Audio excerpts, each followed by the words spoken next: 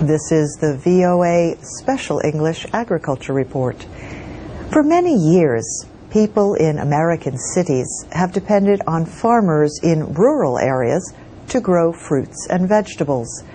But now, a new generation of farmers is planting crops in urban areas. Sean Conroe is a college student. Amber Banks is a teacher. They both grew up farming and gardening. Sean Conroe and Amber Banks wanted to start a farm in the middle of Seattle, Washington. Amber Banks says, "There are a lot of neighborhoods that don't have access to healthy, fresh produce, and if they do, it can be very expensive. So we see unused space as a great place to grow food that will make it more accessible for people." Sean Conroe created a website to get volunteers and donations. Within a week, they were offered a plot of land between two houses. He says 20 volunteers worked for 6 weekends to turn the grassy land into a farm. They call their project Alley Cat Acres.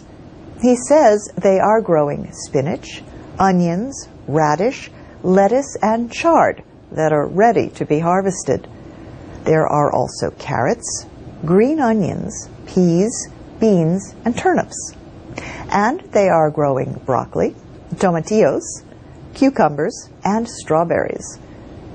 The Alley Cats have harvested about 90 kilograms of produce so far.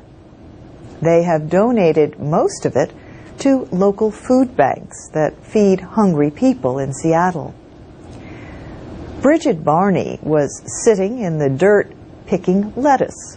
She is one of 80 people who are volunteering at this urban farm. Like a lot of the volunteers, she does not have much gardening experience. One of the goals of the urban farm is to show city people the joys of growing food. The Alley Cats invite school groups to the farm to help out. And Amber Banks says they want the same people who get food donations to learn how to work the soil. Sean Conroe says Alley Cat Acres is expanding to other areas of Seattle. He says his group would like to expand as much as possible where there is empty land that has good sunlight, access to water, and a community supporting the project.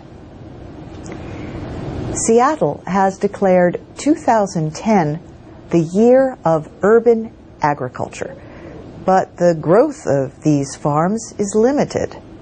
That is because Seattle, like a lot of other cities, has restrictions on urban farms. The City Council is now considering changing those laws. And that's the VOA Special English Agriculture Report. Support came from the Park Foundation, the Gaylord and Dorothy Donnelly Foundation, and the Great Lakes Fishery Trust.